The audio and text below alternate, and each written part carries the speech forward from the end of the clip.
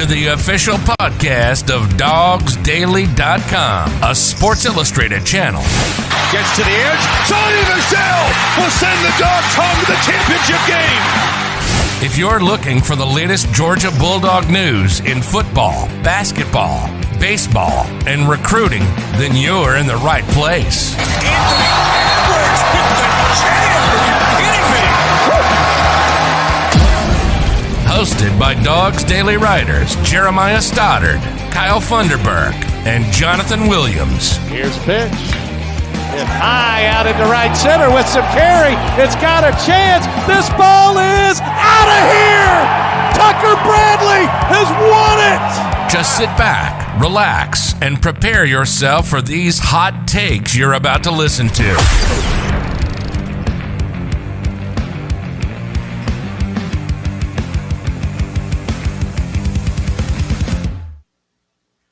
All right, welcome back to another episode of Classic City Sports. As always, Jeremiah Stoddard here, along with my buddy Jonathan Williams, and we have a special guest with us today, Mr. Dan Kiley. It's somebody we've gotten to know pretty well through some other channels, through Georgia Sports and everything like that. It's a pretty cool guy, but he's been wanting to get on the show for a little while. We've been trying to find a time to make it work, and we couldn't think of a better time to have somebody join us than, previewing the SEC championship game, Georgia versus Alabama, coming up this weekend. Dan, how you doing tonight? I'm doing great, man. Better late than never, right? Just what a great week to be a part of the show. Thanks for having me, guys. Yeah, for sure, man. We're excited, and it's going to be a good episode, a good week to talk Georgia football for sure, man. It's we Jonathan and I were talking about this, and I kind of told you this a little bit ago. It's nothing super set in stone of what we talk about when we come on these shows. Sometimes we just kind of want to get on here and have a conversation about everything. But there's some obvious talking points today with Georgia versus Bama. You got to talk key position matchups, things to look for Georgia and Alabama that could potentially be the game-changing moments or areas to watch, and just kind of how we think everything's going to play out. But I'll kick it over to Jonathan. Just get us, how excited are you about this game coming up this weekend? It feels like, we've waited so long to be in this type of position as Georgia fans, and it's here where Georgia, at this point, it feels like, at this point, it doesn't matter if they win or lose this game against Bama. They've locked the spot into the playoffs, which is what we talked about before the season started, that this year we had expectations for a playoff year. We didn't say they would go much further than that, necessarily meaning that they would win in the first round or win a national championship. But our goal for Georgia this year, our expectation for Georgia this year was to make it to the playoffs. And at this point, it feels like they've locked that ticket. Yeah, this is the matchup that everybody anticipates every season. Whether Alabama and Georgia are set to face each other off in the regular season or not, everybody is wanting a Georgia versus Alabama matchup, just because you have the apprentice versus the teacher, student versus teacher, however you want to put it. You have Kirby Smart versus Nick Saban. Obviously, Nick Saban has gotten the best of Georgia and Kirby Smart during Kirby's entire time at UGA. I think this is their fourth or fifth matchup already since Kirby started at UGA. So this is a big one. This is one that everybody anticipates, especially in the SEC championship game. You got Alabama in a winner-go-home situation, essentially, unless chaos breaks out in all the other championship games this weekend. So the question is, can Kirby Smart and Georgia finally get over that Alabama hurdle or not? Will Nick Saban continue his dominance and sneak into the playoff? So it's a highly anticipated game. It's one I'm certainly excited to watch for, and I'm sure everybody else is really looking forward to watching this one as well. Yeah, absolutely. Dan, how you feeling about it? It's really an awkward situation to be in as a Georgia fan. Most years, you come into the situation, coming to the end of the year, we want to play for an SEC championship, every single year, right? But you come into this game and you actually feel like you do have the better team. It's not a situation where, hey, I think we can compete, I think we can win. It's, I expect to win. We are the better team, right? And how uncomfortable is that? That's Alabama every year. Every single time that they play, they should feel like they're going to win. But as a Georgia fan this year, you should feel like you are going to win this football game. And that is such an awkward feeling for a Georgia fan. Yeah, absolutely the same thing that we were talking about yesterday. So Jonathan and I actually jumped on somebody else's podcast yesterday. It was the Dropouts podcast. It's a pretty good one out there as well. It's on all major platforms like ours is. So y'all should go check that out if you haven't. I don't believe they posted that episode just yet, but it should be out probably in the next couple of days or so here. And we were talking about that. That was the same thing I said. And I was like, man, it doesn't feel like we should be where we are right now. Like, this is so awkward of a feeling going into this game. It's like I feel scary. How confident I am going into this game is a scary feeling. It's an normal feeling. It's something that we aren't used to, and it's going to be interesting to see how it plays out, going into this matchup against somebody like Bama, Nick Saban, and the years past. The history always stays in the back of your mind, but I've got this confidence going in this game that I never expected having going into an Alabama game when we haven't beat them yet. I was talking to Jonathan about this yesterday too, and man, I'm pushing thinking Georgia might even win this thing by double digits. And I know that might be a little zealous and a little bit overexcited on it, but that's just a realistic thought process for me because I know Bama has a pretty good offense. I think Georgia's defense is going to hold them around the 20-point mark, and I think Georgia could score 30-plus points on them. Yeah, and I think a big thing that plays into that also, you said this is kind of an abnormal feeling for you and Georgia fans in general to think that they can just come in there and take care of business like nobody's issue against Alabama. But then also on the flip side, Alabama's in an abnormal situation as well. When have they ever gone up against Georgia and they feel like they're behind the eight ball for once or whatever? And it's because like as the season has gone on, you've watched an Alabama team go out on the field that hasn't looked like an Alabama team that's been on the field in the last 10 years or so. Usually for Nick Saban, they have everything dialed in on both sides of the ball. They have a really good defense. Their offense is full of NFL prospects all across the board. Whereas this year, they've struggled against teams that they definitely shouldn't have. Like you're in a one-score game late in a ball game with LSU, who's already fired their head coach. And then you drop one on the road to Texas A&M, and then you're in a dogfight with unranked Auburn with their backup quarterback who by the end of the game was basically playing on one leg, and you didn't score your first touchdown until like 5 minutes left in the game or whatnot. That's not a normal feeling for Alabama fans. So then when you go in and match up against the number one defense in the nation, they've dominated every single person, every single team that they've played this year, including a good number of teams that Alabama has also faced this year. You have to have that kind of weary feeling about like, well, I don't know, like this very well could be the year that Kirby Smart and Georgia finally get us and they take us down and they kick us out of the playoffs. So both sides are kind of on this unusual feeling for sure. Yeah, I agree, and it's going to be one of those things where like Georgia's actually going into this game being favored by 6.5 points right now. That's so it's not even just Georgia fans or me or you going into this game feeling a little more confident than like we should. It's Vegas thinks Georgia should be feeling pretty confident going into this game too, and it's a game that Bama, and Nick Saban, they don't go into games like this being the underdog, right? Like they don't. Which honestly, that's something that kind of scares me a little bit. That does, because Bama isn't the type of team that gets put in that kind of corner very often. And Nick Saban being who Nick Saban is, we were listening to 680 The Fan in the audio fun bag with Brooks Austin, Los and Hoyt and everything a few minutes before we jumped on here. And they were in one of the things that Brooks actually mentioned on there was, Bama and the history of Bama. Like you've got that in your mind. One, you got to think Bama's always in this game.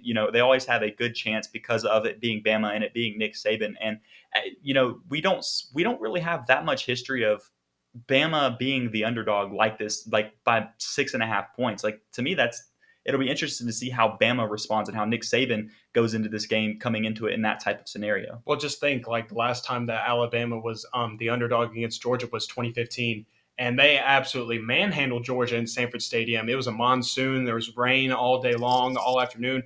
And they just get absolutely manhandled by Alabama. So, I mean, you do have to have that in the back of your mind as a Georgia fan, of course. Like you do anytime you play Alabama. You always have those horrible memories of facing them in recent years of how horribly wrong games have gone. So, of course, that has to be sitting in the back of your mind. But you got to have the mindset that you've had all season long is that 2021 is not 2020. It's not 2017. It's not 2018. And it's definitely not 2015. So you also have to have that mindset as well and not necessarily dwell on the past, but at the same time, you do have to think about the past a little bit because this is the greatest coach in college football history. So, of course, you have to keep that in your mind and just be aware of who you are playing against.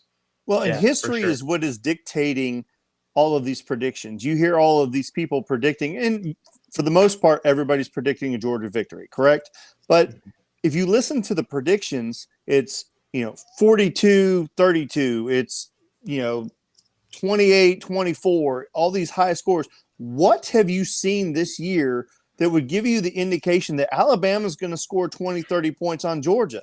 That hasn't happened all year long. There have been some fluke things, some garbage touchdowns where people got some points, and they, what was it, 13 or 17 points is the most they've allowed all year 17 long. To Tennessee, 17. yeah.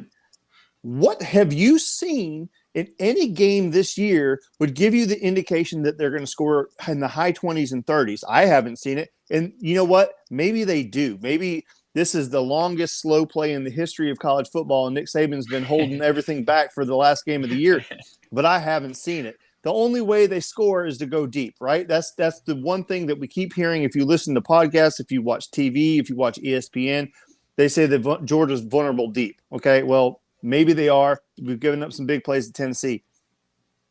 Alabama doesn't have the offensive line to give their quarterback that much time to throw a 40, 50-yard bomb. At least I haven't seen it up to this point.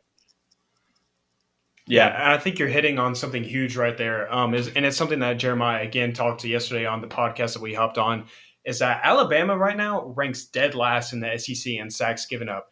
Vanderbilt's high school football team that they fielded this year has given up less sacks than Alabama has. Jesus. I'm just being real.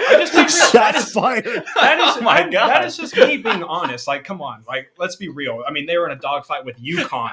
I didn't even know UConn had a football team until this year. So they've given up the most sacks in the SEC, while Georgia sits at the top of the SEC in sacks given up, and they rank second nationally in that stat category as well. And then you want to know something else that was brought to my attention today is that Georgia ranks 16th in penalties this year in the nation. Alabama ranks 106th.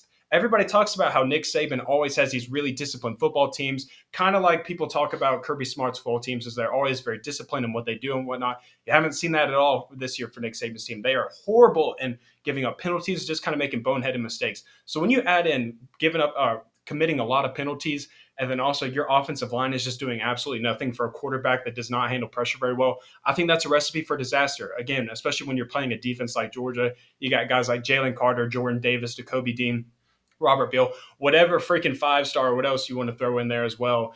That's a recipe for disaster. And I think that's where this game could really get out of hand, is if Alabama is just not able to protect Bryce Young at all. And then add on top of that, you commit some boneheaded penalties that just give up free yards to Georgia.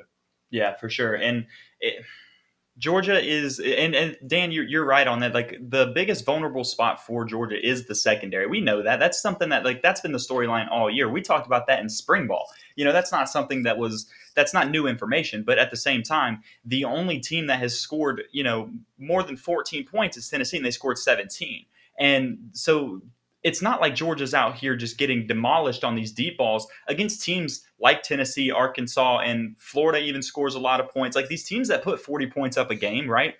They're scoring, 10, 13, and, 7 or 17 for Tennessee. Like, those teams that had these bigger offenses that score a lot of points, they weren't able to do it against Georgia either. So I'm with you. Like, what makes people think that this game, because it's Bama, that they will be able to come out here and put 30 points up against Georgia? I would bet, whatever you want to, that Bama doesn't score 30 points on them.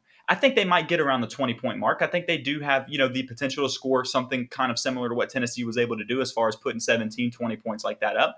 But that's kind of where I think, and I'll go ahead and do this, and I'll get to y'all on your score predictions later on. But I kind of gave mine up a little bit as we've been talking anyways. And, I think that you might see a 20 to 21 point score for Alabama, and you may see a 30, somewhere between 30 and 35 points for Georgia, something like that. I think that's might be what plays out, because I do think Georgia's offense will be able to score pretty well against Alabama's defense, because Alabama does allow 20 points per game on average versus Georgia's 7 points allowed on average. Yeah, and I kind of float around that 34-point range for Georgia, and then kind of around the 17-point range for Alabama. And it just goes back to, again, like what I was saying about their offensive line play, and then how Bryce Young has dealt with pressure. I mean, you saw it in the Iron Bowl. Bryce Young just looked flustered out there when he was getting pressured. I mean, I think Auburn had 6 sacks against Alabama, so I think that's going to be a big thing that plays in. And then, but then going on the offensive side for Georgia, watching back last year's game against Alabama, watching Brooks kind of talk things through with how Georgia's offense attacked Alabama. Todd Monken had the best game plan to beat Alabama last year. He had Georgia in a perfect position to take them down. The only thing that wasn't clicking for them is that they weren't executing their plays. Stetson Bennett was not hitting his throws like he has this year. That's a big thing, is that he is hitting those throws this year. And so I think Todd Monken always comes up with great game plans for teams. I think he comes up with a perfect game plan for each and every team. And Stetson Bennett talked about that on 6A The Fan this week, is that Todd Monken's game plan is always centered around his team's strength, his players' strengths, and he's done that with Stetson this year. Stetson has shown that his strength is being mobile, getting outside the pocket, opening up the field a little bit more for him, and allowing him to use his legs as a threat. So I think Todd Monken is going to do that again on Saturday. I think Stetson Bennett is going to hit those deep shots like he should have last year against Alabama. And I think that's going to be a big deciding factor for this game is that I think Georgia's going to be able to respond defensive stops with points on the board, but I don't think that Alabama necessarily would be able to do the same just because of how suffocating this defense is, and that's something that Alabama has really struggled with. Yeah, for sure. And going back to kind of what you're talking about there as well, I'll lead this into the conversation about the quarterbacks, right? Because that's a big conversation point, no matter who the games or, who is in the matchup and who's playing who. It's always come down to quarterback situations. That's where everybody focuses on. One team does have a Heisman candidate quarterback right now. The other team has a former walk-on starting at quarterback for them this year. So that's a big storyline, I'm sure, in general. One thing coming, if you watched last year's game with Stetson Bennett starting that game as well, he dropped back and stood in the pocket a lot, and he stood very stagnant in the pocket until he was forced out and stuff like that. This year is a very different usage of him in the pocket and where Monken puts him to throw the ball. He'll throw from so many different points. He'll roll right, he'll roll left, he'll do a shorter drop back, longer drop back. He'll be in different spots to really mess with that defensive line and where he's going to be that launch point. There's 5 or 6 places he'll throw the ball from just based on play design, not including where he's going to roll out and just actually make plays with his legs and then still throw, way downfield later on because he's finding somebody open.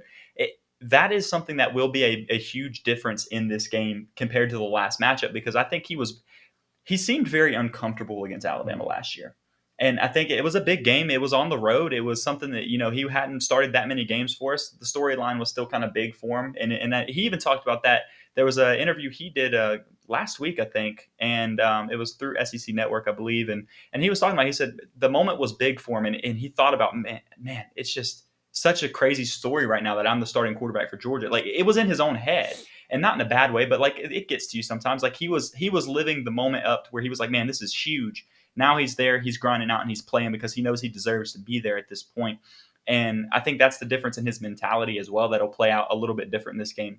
But like I said, I think he looked uncomfortable last year, whereas this year I think he'll be a lot more confident and he'll play a lot better. I think you tweeted this out earlier today. I expect him to have a pretty big game, actually. Like I expect him to throw fairly well and have a decent game against Bama this week. But let's talk about Bryce Young real quick as well, right? So he is that Heisman candidate. He's out here throwing 400 yards in a game sometimes, that kind of stuff, and putting up these huge numbers. The big thing of that is if he can stay clean in that pocket. And I feel like you said earlier, Alabama is getting worse on their offensive line as far as their pressure being allowed. They allowed 36 sacks, 35 or 36 sacks this year, and 7 of them came last week against Auburn. So they're digressing in that area. And their right tackle, I don't know his name off the top of my head, but after watching some of that Auburn game, that right tackle was just getting thrown around and tossed everywhere. And so if that's the case, and you put Georgia's edge rushers like Channing Tindall and Nolan Smith out there, or whoever you want to, it doesn't really matter. They're going to feast on that. You hit a stunt, and then all of a sudden you have Nakobe Dean coming off that right side. It's going to be a problem for him, and he's not going to be able to stay clean in that pocket. And I think that's going to be a huge ordeal for Bryce Young.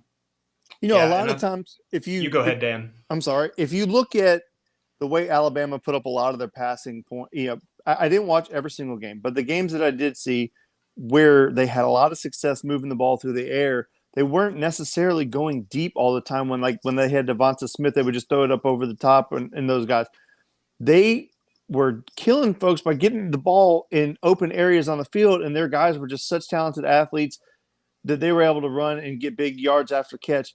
But Georgia's team, and even though we have some issues, air quotes, issues in their secondary, we tackle extremely well in space. And I don't see them being able to do that. Dinkin, and maybe they do. Maybe I'm completely wrong. Maybe I've watched it wrong all year long. But I just don't see a path to where they're able to just carve us up with a quick passing game. I think that they're going to have to try to take shots down the field. And I don't have the confidence that right side of the defensive or offensive line for Alabama is going to be able to hold up to what we're able to bring. I think that they can protect on the left. Absolutely, I do. But I don't think they can on the right, and I don't think they can up the middle, and I don't think that they're going to be able to have a running game at all. Yeah, and when you talk about it like that too, if they have a big issue, and it'll be apparent very early on, because I know Kirby's got all kinds of tape on that Auburn game, and he watched every bit of that right tackle struggling, and he saw every bit of it. He's already got so much stuff drawn up to attack that, and so what you'll see is you'll probably have to see Alabama counteract that by keeping the running back in and letting him pick up the extra guy that potentially gets by and help block and pick up the protection and stuff like that, which changes what they're able to do as well. It takes, it frees up that linebacker that had to watch the running back coming out of the backfield to where he can drop back in coverage a little bit better and play for those short yardage tackles and stuff, where you don't see these drag routes just killing us across the field because they catch it 5 yards over the line of scrimmage, but then they run for 30 yards because there was no linebacker in the middle of the field, to be found. That kind of stuff, I think, is where it's going to benefit Georgia because of that offensive line of Alabama. I think you're going to be able to see Georgia even play more sound in that middle part of the field than they should be able to against other opponents they've had this year. Well, and I don't even know if they're necessarily going to be able to keep a running back there, just because they're already down to their last one, and he's not even all that healthy. So I don't know if you want to keep him back there with Bryce Young and have him eating up blocks from a guy like Travon Walker or whoever else is coming off the edge, because he's all you got right now, and he's That's true. not all that healthy. So if you have to keep him in the game, I don't even know if you can keep him back there. So, and then also another thing is that you're 12 games into the season, you're about to play your 13th. Your offensive line is who they are at this point. It's not like something that you can just all of a sudden coach up for 1 week, especially for preparing it against a team like Georgia. It's not something that you can just all of a sudden coach up and clean it all up. Like, you are who you are at this point. That right side of the offensive line is who they are at that point, and they're mediocre at best, maybe. So a beauty of that for Georgia is you don't have to send all these amazing blitz packages or anything like that to put pressure on Alabama. Probably you can continuously send 4 guys. Maybe occasionally you send in a 5th rusher from the linebackers or whatnot. But so now you can just continuously send 4, probably get some good pressure on them, and then you can drop 7 into coverage, and you can do you can prevent what Dan was kind of talking about. So they kind of like to dink teams apart with just short passes, put their guys open into space. So I think that's something that really plays into Georgia's hand as well. Yeah, for sure. Dan? So, one of the other things that I was thinking about, and I've heard this talked about a little bit, not necessarily in this direction, is Georgia had been able to prepare for something in the last 2 times that they played Alabama, and then they had a swap where they changed the quarterbacks, right? The first time they went from Jalen Hurts to Tua, yeah. and then they went from Tua to Jalen Hurts, right? Well, They have Bryce Young. He's young. He's going to make mistakes. He's not perfect, right? I mean, he's the Heisman Trophy guy or whatever, but he's not perfect. So if he's not playing well, right? If he's not playing well, they don't really have anybody to turn to. Now the tide has turned, pun intended. We do. If Stetson isn't having a great game, which nothing – I was extremely slow on the Stetson bandwagon, okay? Extremely slow. I wanted to see JT have his opportunity, and I really feel like he was never given that opportunity. But you guys have beat that to death, so I won't talk about that. But if that 1% chance things aren't going well, you have a 5-star quarterback who is a Heisman hopeful sitting on the bench. Alabama doesn't have that. So right. Alabama's got to come into this game with the game plan that they put into place for Bryce Young. And if he doesn't play well, or if he gets hit or he gets knocked down, and I don't wish injury on anybody, but that's not the worst thing in the world that could happen for us. But if he goes down, they don't have that other guy that's going to come and bail him out, but we do. Right. And I think also with that is that in Georgia's case is that Stetson Bennett and JT Daniels are 2 different quarterbacks with how they would play in Monken's offense. Like we said, Stetson's going to be the guy that's rolling outside the pocket, going to be using his legs and whatnot in the run game. I mean, we've seen where Todd Monken draws up design run plays for Stetson, where JT Daniels is more of a sit back in the pocket, dissect the defense apart, really good from 20 yards out or in. So they're 2 different quarterbacks as well. So if something were to happen as well, it kind of makes you think like Alabama might have to prepare for both, just in case something crazy does happen, because it's 2 different guys. And even if they don't, then you go from a guy like Stetson Bennett to a guy like JT Daniels, and Alabama's defensive game plan really has to shift around about, all right, this is a totally different quarterback. This isn't like the last guy. We kind of have to scheme things differently. So if that were to happen, it might even play further into Georgia's hands and benefit them even more if it does come down to where JT Daniels is having to come into the game to save the day. Yeah, exactly. Well, it'll be like the same type of thing that it was for Bama in the first matchup in the national championship game, right? So Jalen Hurts was trying to run the ball a lot more. That's the type of quarterback that he was at Bama. Now he's made a little bit more of a career being able to throw the ball in the NFL and stuff now, and he went out to Oklahoma, all that. But at the time, Bama used him with a lot of that scramble type, that scramble mentality and that type of offense with him. And then they switched gears and changed over to Tua, who had a can of an arm, and that's how he beat us. Like that's where he picked them apart, was he was able to throw the ball, because Jalen Hurts couldn't do anything in that first half against Georgia. He was so locked down that they had it completely covered up. Nick Saban looked at it and said, all right, they've got this game plan under wraps. We will not win this game playing like this. So he realized that he had another quarterback that he had been able to watch in practice and watch in these scrimmages and see how he was playing all year long, to know that he had confidence to put him in the game. And it wasn't even necessarily his overall ability being so high, which it ended up being. We all saw what Tua was able to do at Alabama over his career. But it's that element of change in mid-game where you can't prepare for two quarterbacks. I don't care what anybody says. That's what everybody always talked about with Georgia going up against Alabama the past couple of years. Like, after the first two matchups where they changed everything on them, right? It was like, well, can they prepare for both quarterbacks? No, you can't. You can't prepare for both quarterbacks, because that's going to make your defensive game plan very weak overall, because you're not going to be strong on either side if you have to split it up between two completely different style offenses being thrown out there. But that's exactly what potentially could happen if Stetson were to go down from injury or just come out struggling and they have him locked down. They could switch to JT Daniels potentially in that, and it would be the same type of change that Alabama was able to do against Georgia in 2017 national championship game and 2018 SEC championship game. It's such a drastic difference that it would be something it's really hard to prepare for. And in that moment, advantage Georgia. But, and we'll get to this too, because I think this is we did beat this horse a lot, Dan, and talked about like Stetson and stuff like that. But how do you feel overall about Stetson Bennett in this game? You know, what's your perspective on him in this game now, knowing what we know? 12-0 Georgia. You know, he's done so much. He's thrown 5 interceptions on the year, something like that. Something in that range. I think it's 5. He threw one a couple weeks ago, so he got to 5. So knowing what we know now, not talking about earlier in the season where, you know, he's that walk-on still in everybody's head, but knowing what we know now, how are you feeling about Stetson Bennett in this game? Knowing what I know right now and how he's been playing recently, he's not really shown any inclination at all to be worried about anything. He's come out and he's played extremely well. In the Florida game, he had an interception that was bad, right? Outside of that, he had the tip pass in the last game. And, of course, you know, everybody's initial reaction is like, oh, here we go, Stetson, throw an interception on the first drive against Georgia Tech, right? Now, and that's always going to be there. But he's playing really confidently. And, you know, one of the biggest misconceptions, and this isn't mine, this is Seth Emerson's wrote a piece, and they were talking about it on the radio, so I stole it. I'm telling you I stole it. But one of the biggest misconceptions is that JT is the guy that we want because he's going to throw the ball downfield.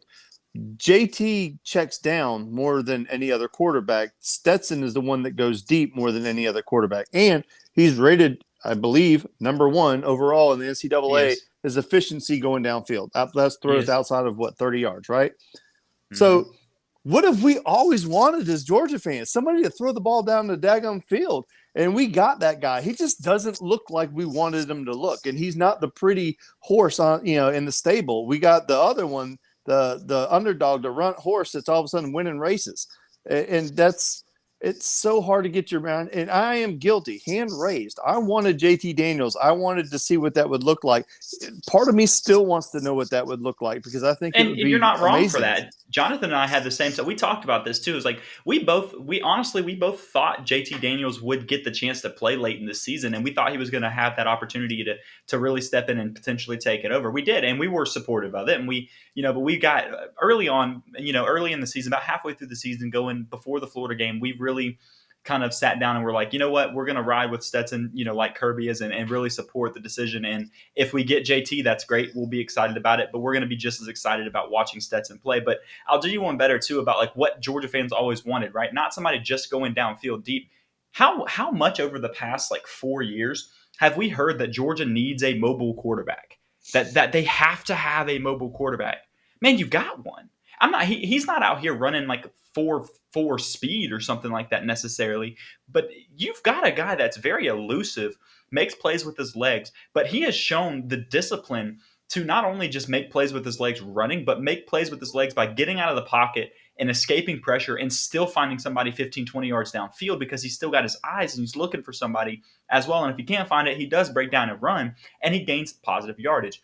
This is what Georgia wanted in a quarterback, but like you said, it didn't come wrapped up in a pretty 5-star bow like they thought they wanted and that they could get. And so they saw JT Daniels, and like you said, and like I said, we all wanted to see JT Daniels be what he was supposed to be. He was the Gatorade National, Player of the Year in California, coming out of high school, 5-star recruit, all that good stuff. Like, you wanted to see what he was able to do, but some people put too much weight on that high school rating than they do of like the actual production that we've been able to witness. And JT, we had high hopes for him coming into the season. We really did. We talked about him throwing for almost 4,000 yards this year if he got to play all year. And I don't think that's necessarily inaccurate. I think that if he had been able to play all year long, he would have been over 3,500 yards potentially this year. And that's just because he's also a good quarterback.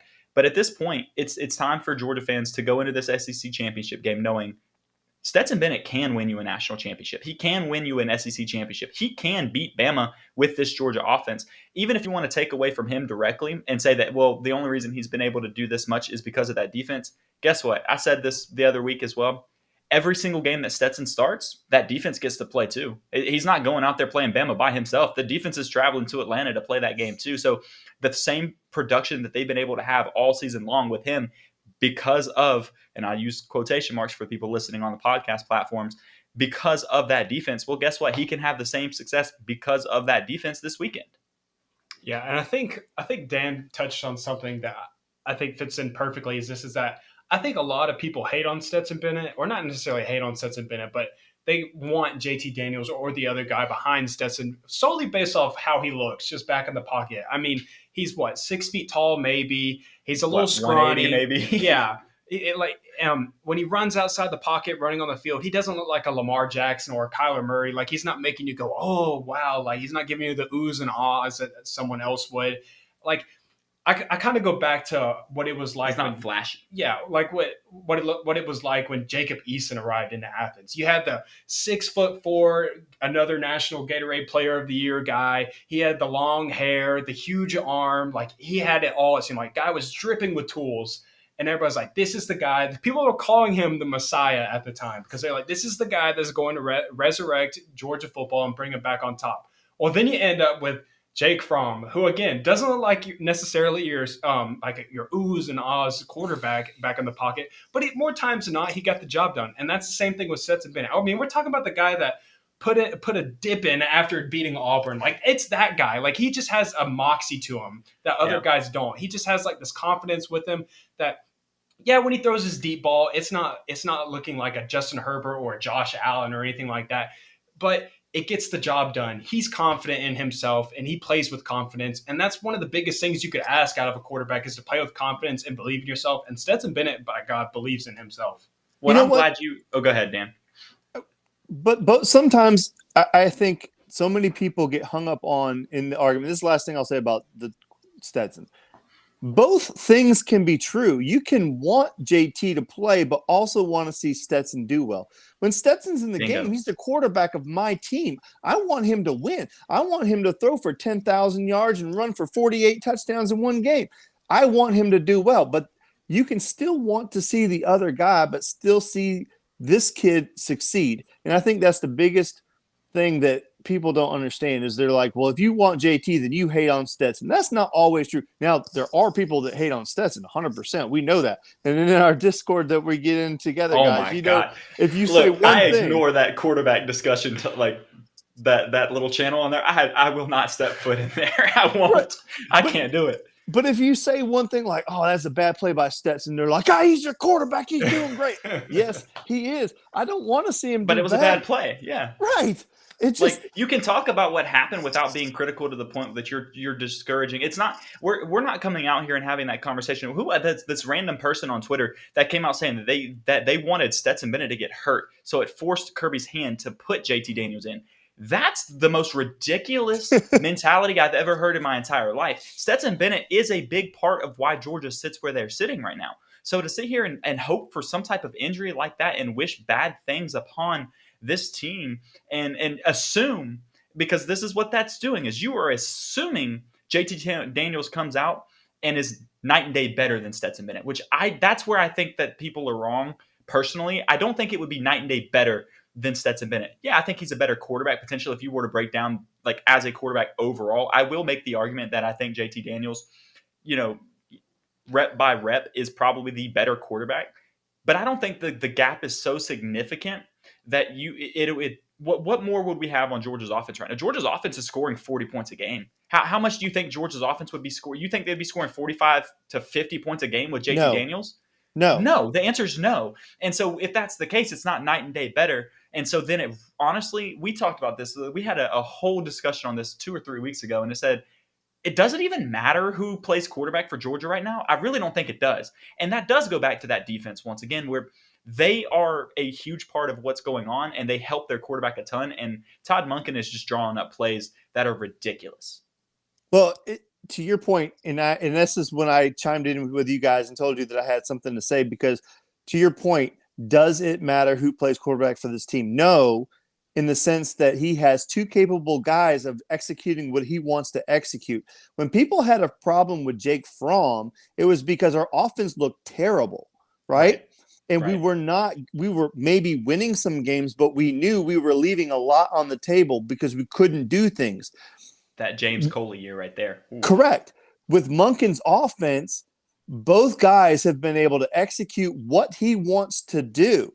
So does it matter in the sense that we have both of those guys? No, it doesn't matter which one. Does it matter who plays quarterback? Yes. It has to be somebody who's capable of doing what he wants to do. But both of these guys have proven the ability to be capable. Now, if both of them were gone and we had to turn to Carson Beck, does it matter who plays quarterback? Absolutely, it does at that point. Yeah, that's a different conversation for sure. You're definitely right about that. And when it goes, if you really want to go down to the boil it all the way down and say if it really matters between the two, honestly, I'd say it almost matters a little bit more that Stetson's playing than JT because of the way Georgia's offensive line is as a whole. And they are getting better overall, but you still have a little bit of a liability at right guard. And you still have some holes being plugged in with Sawyer still hurt. We don't know if he's necessarily playing this weekend. So you got, a young guy playing left tackle. And when you have some weakness on your offensive line, a guy like Stetson Bennett does add that for Monken, where he can put him in different spots to throw to kind of help ease that pressure that offensive line might be taking on. That's, if I were going to make an argument one way or the other, that's probably the argument that I'm going to stand on and really push as far as if it really mattered between JT Daniels and Stetson Bennett right now. And that's just I'm not out here breaking down everything like Brooks Austin is or anything. He talked about that a little bit as well at one point, and it makes a difference in that spot. But I mean, if you really have to boil it down, I'd say that Stetson adds a little bit of an element to your offense that you need right now. All right, so I love a good quarterback argument more than anybody. We could sit here and talk about it all day long. We could compare Stetson. We got to get back to Bama. So, exactly. So, but we could kind of tie it in. So we talked about how in past years, Saban's kind of thrown a wrinkle at Kirby and putting in the backup quarterback both times.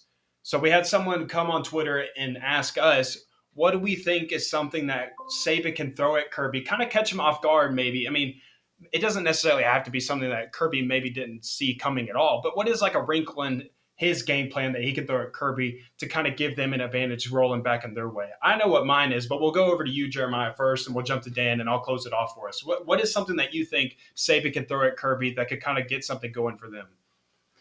I'd say it'd be that disguised pressure. If they can kind of pinpoint the type of rollouts or positions that they're going to be putting that Stetson in to throw out of, like if they kind of pinpoint, they know that in these sets they like to roll him to the left or roll him to the right or something like that, and they can add pressure to really kind of like when he rolls out, have somebody in his face. If he can figure out that spot based on where Monken's going to line Stetson up, where he's going to move him around to, if they can pinpoint that, it'll really mess up that offensive game plan, and then you'll see Georgia struggle to put points up on the board. I think that would be a huge thing that if they can figure it out. Now that just it's a game plan thing. It's a lot of film study, and I'm sure it's out there. Every coach shows their stuff out and kind of shows tendencies and stuff like that. I'm sure there's tendencies that show, all right, when they come into a stack set, Stetson usually throws from this position. If they go into like a 4-wide set and spread everybody out, no tight ends on the line, and they're almost kind of like a West Coast style spread offense, and then he's going to probably sit right here or drift to the left or whatnot. If he can figure out that kind of stuff and really just send that extra guy of pressure, maybe he stunts off the middle of the line and brings an extra guy around the right side because he thinks Stetson's going that way, that would be a huge way to mess up Georgia's offensive game plan, and that's where you would mess Georgia up. I don't think you're going to see Nick throw something out on his offense to mess with Georgia's defense. I think it's if he can find a way to disrupt the offense like that and add more to that Bama defense than we've seen from Bama's defense this year. Dan, what about you? What do you think about it? I don't know if it's a wrinkle. What I think would be bad for Georgia is if they're able to control the run, right? But if they are able to take Brock Bowers away, and that's something that Saban does and Belichick does better than anybody, is they figure out what is the most effective thing that you have. And for us, believe it or not, it's Brock Bowers all year long. He's been our most effective guy scoring in the passing game. If they make somebody on the outside have to step up to win, we haven't seen that necessarily come true yet. Pickens is healthy, supposedly, and we've only seen him catch one ball and block on one other play. We don't know how healthy he is. Burton, very talented, but he hasn't lit the world on fire this year. Rosemy-Jacksaint, extremely talented, but have we really seen him take over a game? No. Yeah. I mean, listen, Brock Bowers is our guy, and our running game has been, pretty efficient, but our running game hasn't been it's not Nick Chubb, Sony Michel good. It's not. It's been good enough, but Brock Bowers has really been the thing that makes this offense go. So if they take him away and they're able to stall out a running game effectively, that's their path to victory. For sure. I agree with you a lot there. I mean, even I have said it this week, is that Georgia is as healthy as they've ever been at wide receiver.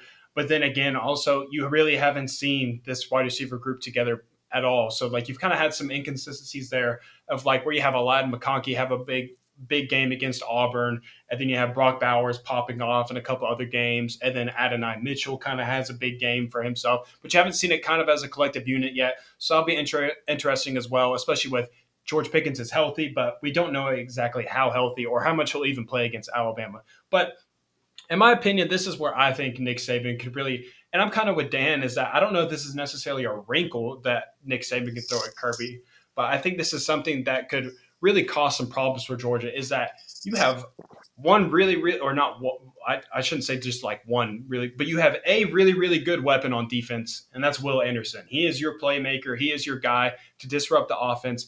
I think this is a game where you just kind of have to cut him loose. Brooks kind of talked about where Will Anderson is kind of like how the Texans treated J.J. Watt, where there's just a period of a game where he just wreaks havoc for 15 minutes and he's absolutely dominating the defense. It's not or dominating the offense.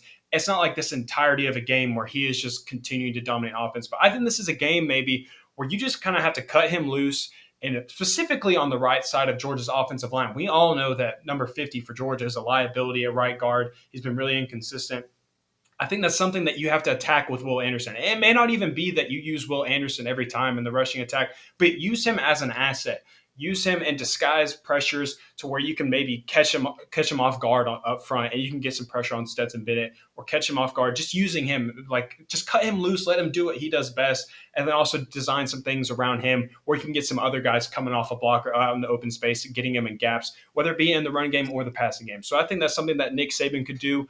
They may have already been doing that. I don't know. I haven't been watching Alabama a whole lot this year, but I've watched them enough to know that it hasn't exactly been where they just kind of cut him loose and he just see ball, get ball, that type of stuff. So I think that's something that you could maybe see Alabama do this week against Georgia. And I think that could put some momentum and success their way against Georgia's offense. Yeah, I think that's the case too. And while we're talking about, different things that Bama could do or hasn't done or anything like that, we talk about the weakness of Georgia's secondary sometimes and everything like that. Bama doesn't have the Bama secondary of old, right? I think these wide receivers could very well get behind these defensive backs at Bama more than we're used to seeing them do if Georgia's offensive line can hold up and protect long enough to get, 4 seconds, 3 seconds downfield to see where these guys can actually beat them. Because there's plenty of clips against teams like Arkansas, like Tennessee, where they beat them downfield several times, and Texas A&M got them a couple times too, and that kind of stuff you can actually see Georgia's wide receivers be able to step up and burn players down the field, defensive backs down the field for Alabama. And maybe you do see some deep balls, actually big play, chunk plays, catch Bama on their heels. Well, I mean, heck, they were doing it last year against an Alabama defense that has Patrick Surtain. Have you seen what Patrick Surtain's been doing in the NFL? He's been lighting it up this year. I mean, he has been an absolute stud out there on the NFL field. So they were doing it against the defense last year. Like I said earlier, they just weren't hitting those deep shots. I think this year they will, and I think both teams, not necessarily like a weakness in the secondary, but it's not like something that you have to avoid. I think for both sides, it could possibly be something that you attack. I think Todd Monken will definitely attack it because he's shown that he will do that. And I think he pairs it up perfectly with the run game, get some good play action in there. So I think they will be able to attack it. And I think that's somewhere with Georgia will definitely have success against Alabama. Yeah, well, if you look at their secondary and you look at their defense in general, keep one thing in mind: it's Alabama, and if you look at their recruiting, they haven't dipped off. They don't have a 7-9.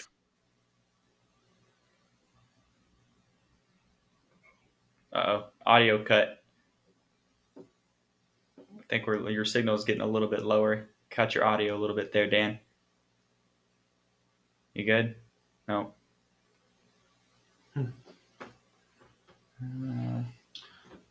We lost him. He'll come back here in a second. He's still got the link. So when he comes back, we'll get back into it. But one thing that I'll bring up to you when we're talking about defensive backs and stuff, what do you think about like Keely Ringo going up against this defense? You know, we've seen Keely Ringo let players get behind him, and we've seen how that played out a little bit there. And Keely Ringo's given up some big plays and caused some, not necessarily given up a bunch of big plays, but he's gotten caught and given up some pass interference calls downfield like that. I think he's somebody to watch, on Georgia's secondary this weekend as well. Yeah, and I think Kirby is smart, and them have kind of had the perfect game plan for a guy like Keely Ringo. They know he's a really good athlete. They know he is really good in coverage more times than not. But you also know that when you put in a guy like Keely, you're going to take your lumps with him as well. You're going to have some times where he gets burned, and he has this year. That's kind of expected of a guy like Keely. He's kind of at this point, he's not inexperienced, but throughout the season, he's had to gain his experience. But at the same time, they said, look, more times than not, you're really, really good for us. So we're going to put you out there, and we're just going to let you play. But if you do get burned, just take the 15-yarder. We're perfectly fine with you. If you get burned, just grab him, do whatever you have to do, and just take the 15-yarder. We're cool with that. We just don't want you giving up the 60-yard touchdown, 2-play drive or anything like that. So I think that's kind of what they told him to do, and you can kind of see that in how he's played this year, is that if you get in trouble, just take the 15-yarder. We're cool with it. We trust our defense enough where we'll take that penalty, and we trust them to get a stop later on down the drive. So I think that he's not necessarily a problem, but I think you will see him get picked on a little bit just because if there is a weakness in the secondary, it's going to be at the guy that has the least amount of experience. But Dan, we're glad to see you back now, so we'll get back to what you were saying. Go for it. Yeah, I'm sorry, man. I don't know what happened. No, you're good. You're good. What I was trying to say is their recruiting hasn't fallen off, right? They still have a lot of guys, but they had probably, you had LSU, then you had Alabama, probably back-to-back two of the greatest seasons and teams that we've seen in a long time, right? I'm not going to do the whole – especially on offense for sure. Yeah. Absolutely. But they had a ton of guys leave for the draft. Look at the draft. How many guys went in first, second, third round, okay? Those guys are gone. But that doesn't mean Alabama's not talented. They're just young. Correct. So for us, it's not that our guys are so much more talented. It's just that they're so inexperienced and they're still learning on the fly. This is an opportunity for us to take advantage of that. And you were talking about their secondary, in our secondary. I think our secondary is pretty darn good. And I know we have some questions. And when I came in, I heard you guys talking about Keely Ringo. Keely Ringo has been targeted and picked on, but he's not getting beat to the levels of some of these other guys. I mean, maybe and again, air quotes, he's our weakest corner. He would be – other teams would love to have somebody as, air quotes, weak as he is because he's been really darn good. The biggest that he's been beat, and when you say beat, I'm also using the air quotes like you're saying there, is on those plays where he gets caught and he gets those pass interference plays because he kind of bails himself out with them a couple times on plays that he was – so he's got caught with somebody behind him on that. That's the only – because he really hasn't given up big plays as far as yardage and catches, right? But like you said, he's our weaker cornerback on the team, but that's partly because you got Darian Kendrick on the other side, who is first team All SEC this year. So like, yeah, that's kind of hard to compete with. We're not necessarily going to throw two guys that are first team All SEC out there at cornerback. So I mean, yeah, No. he might be a little bit weaker, but overall, I think he might be your weaker one, but he's not weak by any means. No, he's not. And if you look at the secondary for Alabama, they've got guys too, like Kool-Aid. I just had to say his name. Yeah, he's a good guy, but he messes up too. If you go look at the Auburn game, he was not perfect, and that's probably the most I've watched Alabama all year. Was I watched every play of that game, and I can't say that for any other game. So maybe I've missed some things, but their secondary was making mistakes. And when this is something I heard the other day, and I need you to think about this just for a second. Has there been one play on defense or we'll just focus on defense. Has there been one play on defense this year when you thought to yourself, what in the heck are they doing? Because I can't think of one. And to that point this is probably the smartest football team Kirby Smart's ever had. They don't make stupid mistakes. I can't think of one time where we were completely out of position, blew coverage, I mean, listen, sometimes you get beat and that's okay. They're allowed to play too. It happens. Right? It right. happens. But they're SEC wide receivers that are going up against these guys every single week. So, yeah, they're good guys. There's guys that are going to get drafted in the first round that they're matching up against. Yeah, of course they're going to get beat every once in a while. But I can't think of one game or one player, one series where I thought to myself, what in the hell are we doing? I can't think of one. I think what plays into that is that this Georgia defense plays as an entirety of a unit. Like, it's not just one or two guys that you have. It's not a guy that you have here and there, and they're the guys making the plays. This team plays as a team. This defense plays together. You hear them talk about all the time about how what they do, they're trying to open it up for another guy. It's not them trying to go out there and like, oh, I'm trying to get 5 sacks for me this game. It's we want 5 team sacks or whatever their goal is or whatnot. And so I think it's like, it's one of those situations where a guy might have one of those moments where it's like, what the heck are you doing? But because they play as a team, the 10 other guys on the field do a great job of covering it up. And it doesn't necessarily seem like something as big of an issue. Whereas like the whole team as a unit is just like, they have no idea what they're doing. Nobody knows what's going on. And they get gashed for 80 yards or something like that. They might get gashed for like 15 yards or something like that. And it's because one guy was out of position, but they play so well together as a unit that the next guy is already there to clean it up and not make it look as messy. Well, and did both of y'all see that video? It was Kirk Herbstreit interviewed about 5 guys on the defense. I think it was around the Arkansas week. And he was talking to them. There was 2 things that stuck out to me in that interview when they were talking about it. And the first thing was, I can't remember who was talking at the time. They just pointed to Nakobe Dean and it said, what makes us different is that guy right there. He said, if it's third down or whatever, or whatever the situation, if he says it, that's what we're doing. He basically calls that in that, and whatever he's telling us to do, we're just doing it. It's not like guys going back and forth of like, no, we need to do this or we need to. They hear him say something and they just do it. And so that makes it. It's like you said, it's unified. That stuck out to me. And so that's a huge success point of this defense on there. And the other thing was kind of what you were talking about as well. In that same interview, they said, if somebody else makes a play, if Adam Anderson gets a sack, I'm just as excited as if I had gotten a sack, because it is all about team success. They are so bonded. They said they spend so much time together outside of practice, outside of school, they just hang out. They just love each other's company. They love each other. Like, they are a group of guys that just love hanging out and being around each other. And so they play like that. And so they're always picking each other up when somebody makes a mistake. There's somebody else there picking them up. Nobody's sitting there just grilling the player for making an error, or maybe you see a linebacker fill the wrong gap or something, and so they bust one open on the run play. That kind of stuff, you don't see somebody getting all kinds of pissed off about and going off on these players, and you don't see the friction between the defensive players. They are one solid unit, and I think that is what makes them so special. I think you can flash back to – there's one play that stands out to me that makes me think exactly what you're talking about. And then I'll be done for the rest of the night pretty much. But you go back to the South Carolina game really early in the season. Amir Speed, him and Keeley were kind of battling for a position. Who was going to get that starting spot?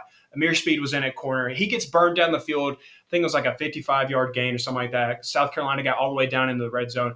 You had his teammates come right back over to him. They said, hey, come on, we're good. We'll pick you right back up. Very next play, Amir Speed makes a tackle for loss right after that.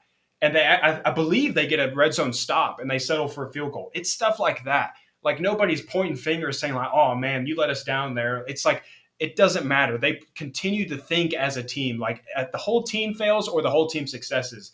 And I think that's a play that really sticks out to me that kind of represents that unity that they play with. Yeah, for sure. And I remember that play exactly. I saw that one in person, and they held them to a field goal on that. That was early in the game too. Mm-hmm. It was early in the game, and it could have been. I think it was a 0-0 game. That might have been like the beginning. They may have been up 7, or maybe we were like up 7-0 or something. Like that was the first point scored by South Carolina in that game, and it was early on. I believe it was first quarter, and so it could have been a huge thing. But like you said, he came back and made up for it, and because that's the team environment that they have where they were like, hey man, it's cool, don't worry about that, forget that play and get back in there and play again. We know you got this, we know you can do it. And then he came back and made a huge play that led to that red zone stop. Yep. Well, there's one other play that can illustrate what you're talking about, and it's the culture that's been created, right? And nobody is going to tolerate anybody who's going to disrupt that culture. And the play I'm talking about is where there was a blown coverage on the play and Keely Ringo went to go off on somebody because I think the other person must have made a mistake and he just got beat on solid. Kirby was so quick to get up in his backside, and he's not the one that made a mistake as far as we know, but he corrected that immediately. And that is the only time all year that I can remember seeing one Georgia player even begin to yell at another Georgia player. I've not seen it before or since. Yeah, exactly. And it's because they don't have that friction. They know that, if somebody makes a mental error or something happens, they'll be like, hey man, you're good. You know what to do here. Just make sure we're doing it next time and you're good to go. Like, I know you can do it. I believe in you and you believe in you. This whole team believes in it. So and we move on and then they go on. And that is why Georgia's defense has been so successful this year. That's hands down to me. That is exactly why they have been able to do what they've been able to do this year. And that doesn't change against Alabama. I think, going into this game, this defense is the storyline for Georgia, obviously. It's can this defense hold up against a team scoring 42 points a game again, like they've done a couple times this year? Can they do it again? And the answer to that is yes. The question comes back to how much will Alabama be able to put up? Because, I could see Bama scoring more points than anyone else has this year. Bama will not score 30 points on Georgia. I go ahead and book that. I'm telling you that with so much confidence.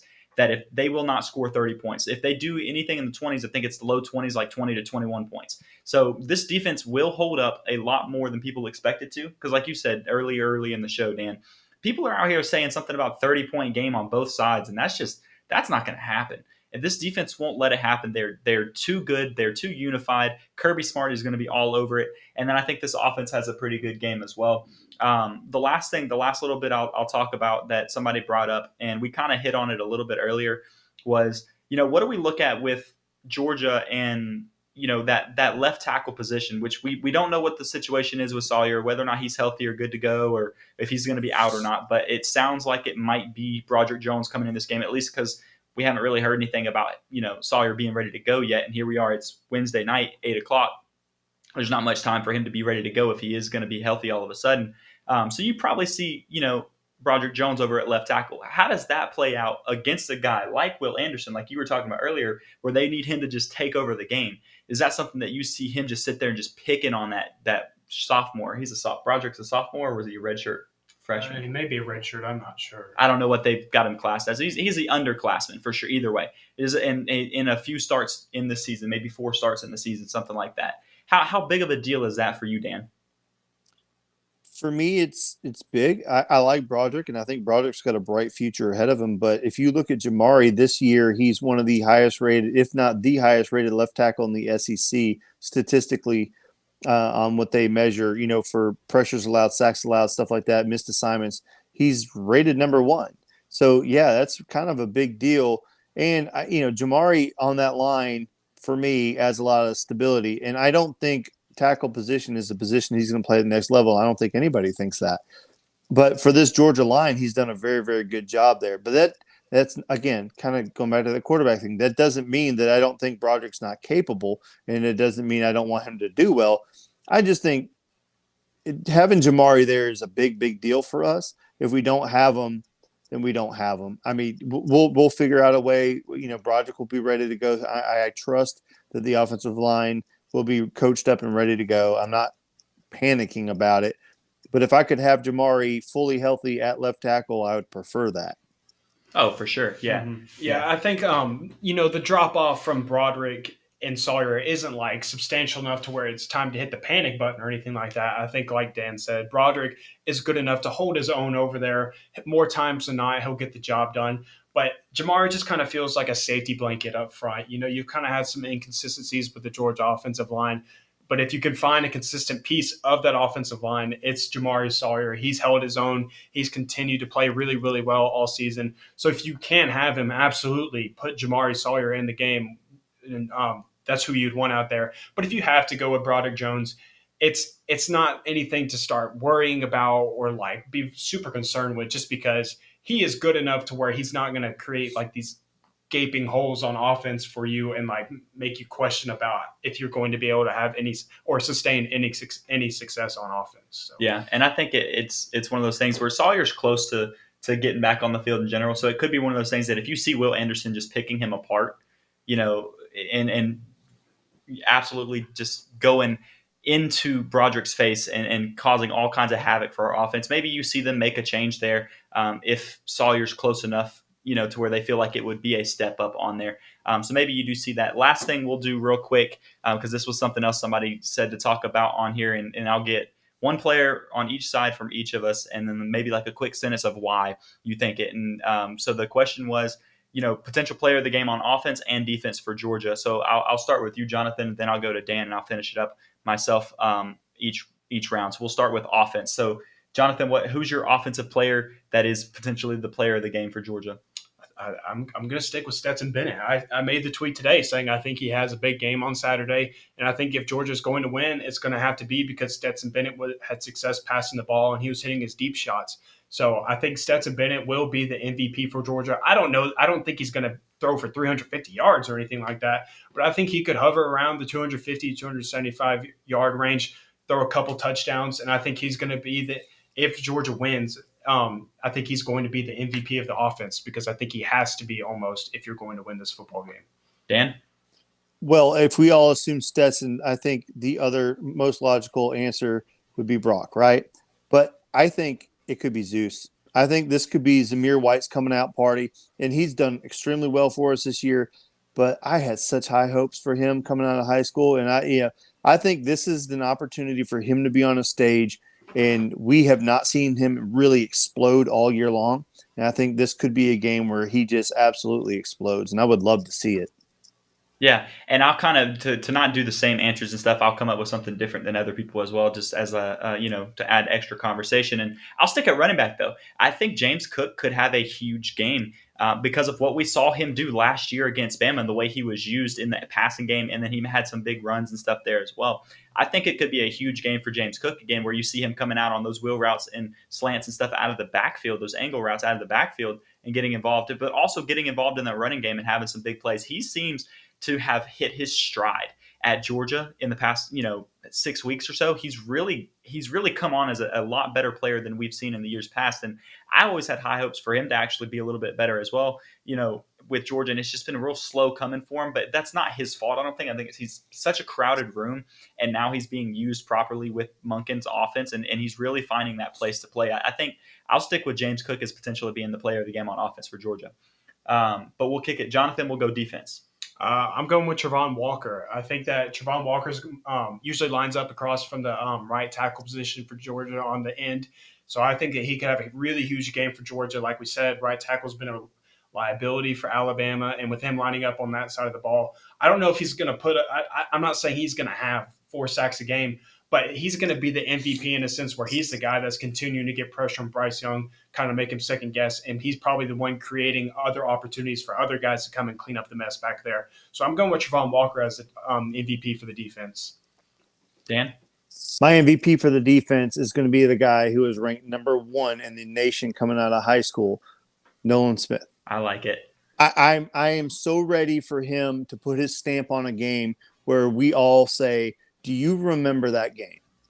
Very much in the same flavor with my Zamir White pick. This may be more hope than anything, but I really feel like this is a game where he goes off and everybody's like, oh, he is that good. Absolutely. I'm going to stick in a similar position group as both of you there, and I'm going to go with Channing Tindall. I think he has absolutely exploded late in the season as well.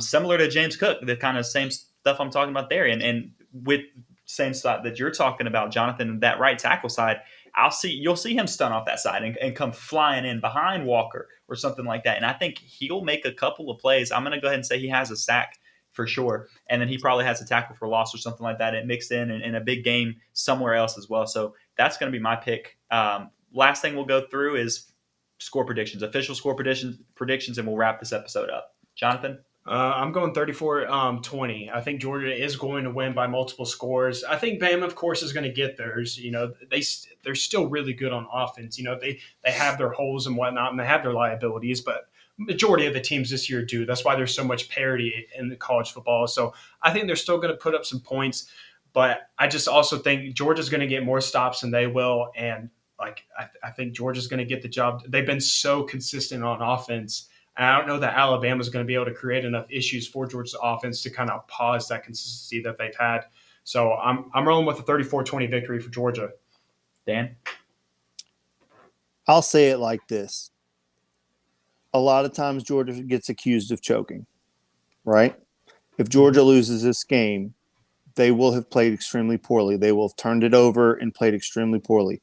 There's no scenario in which Georgia comes out and plays well and loses this football game.